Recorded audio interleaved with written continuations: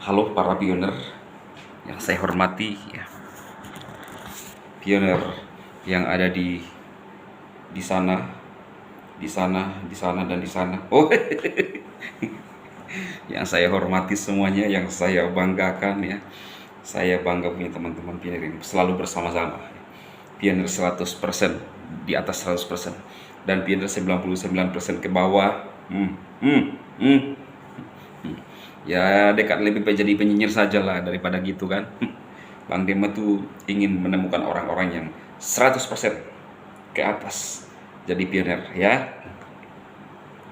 Oke, rekan-rekan pioner yang saya hormati, yang saya banggakan, pertama-tama saya mengucapkan kata-kata sambutan. Ada nggak yang panas nih ya? Ini berlisensi ya Mbak Mariam ya, Bang Hidung-Hidung. Nah, ini perlu untuk pioner ketahui nih ya. Mohon dibaca lagi dan dipahami dengan seksama agar clear ya para pioner nih.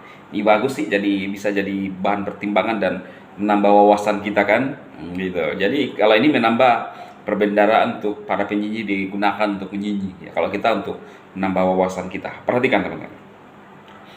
Likuiditas adalah kemampuan satu aset untuk dikonversi menjadi uang tunai atau fiat. Dengan demikian sumber likuiditas utama dunia saat ini adalah uang fiat. Benar? Bagaimana dengan Pi? Karena Pi diciptakan untuk menjadi mata uang global, Pi merupakan sumber likuiditas seperti uang fiat. Bagaimana cara kerjanya?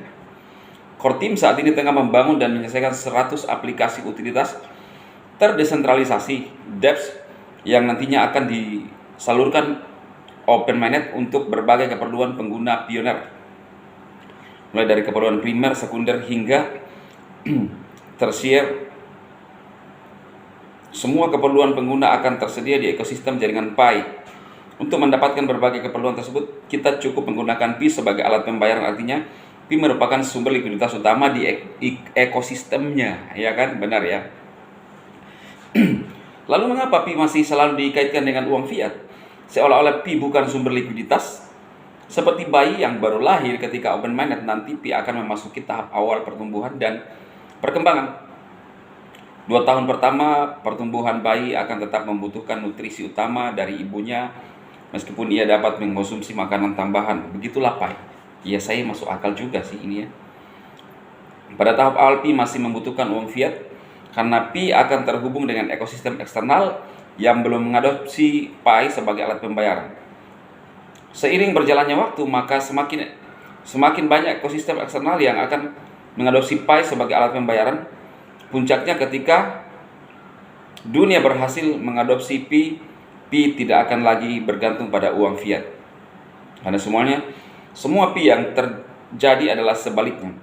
Uang fiat akan membutuhkan Pi karena di mana-mana mayoritas uang menggunakan Pi sebagai alat pembayaran. Posisi uang fiat akan semakin terdesak sehingga penggunaannya akan terus berkurang. Bahkan di masa mendatang Anda tidak dapat tidur nyenyak di malam hari sampai Anda dapat menukar uang fiat dengan uang Pi keesokan harinya. Mungkin saya terlihat berlebihan, tetapi itulah kenyataan yang akan terjadi. Saya lebih masuk akal ya teman-teman, karena bisa jadi juga ketika open mainnet mungkin akan orang di luar sana itu masih penasaran apa itu Pi.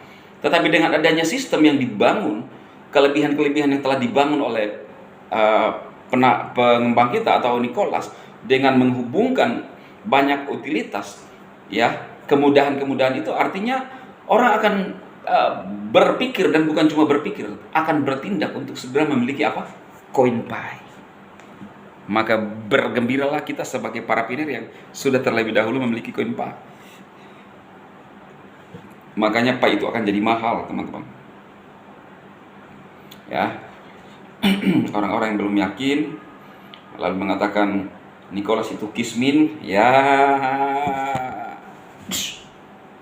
Saya akan bela Nicholas. Ya. Saya akan bela Nicholas. Siapa yang bilang Nicholas kismin, ya. Jangan macam-macam ya. Awas. Takut kan? Takut. Nah,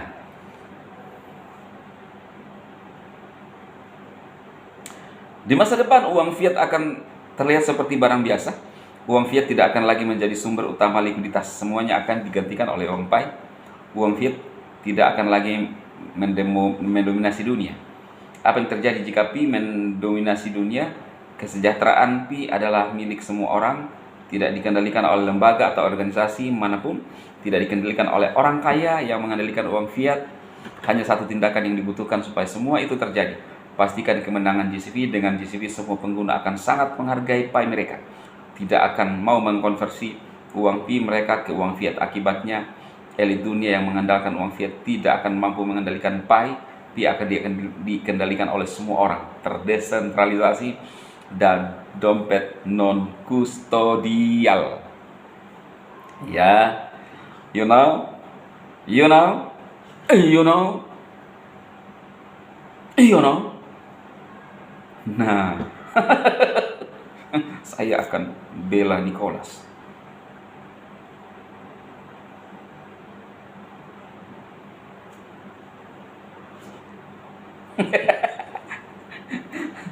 Pada akhirnya pasokan 60 miliar pi untuk masyarakat akan didistribusikan secara adil kepada masyarakat dunia untuk beberapa generasi berikutnya.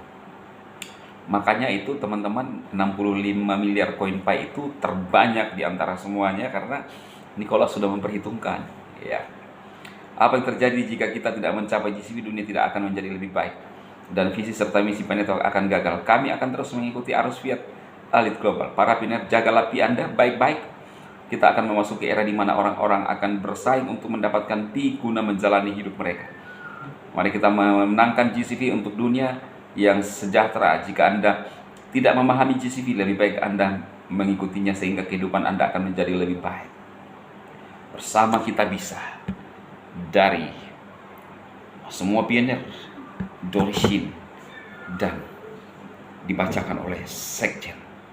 Itulah yang akan terjadi.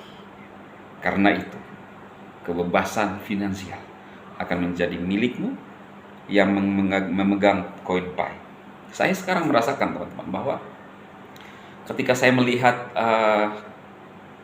marketplace di dalam HCBOOK, barang-barang itu ditulis dengan sekian rupiah, ada nilai yang tertulis 315 1 juta sekian Rp rupiah fiat.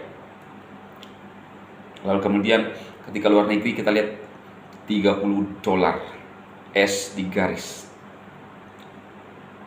ya. Tapi saya merasakan ke depan akan diganti semua dengan pi, dan itu sudah mulai terjadi teman-teman. Ya, mobil-mobil mewah yang dari luar saya lihat ya, dari China, dari Dubai ya, dari Dubai. Saya dulu berpikir ingin menikah dengan orang-orang yang di luar ya, tapi karena istri saya terlalu cantik, akhirnya saya nggak tahan. Ya udahlah, saya menikah aja sama istri saya, toh lebih cantik dan lebih daripada orang-orang luar gitu ya, orang gitu ya, ya jadinya gitu teman-teman.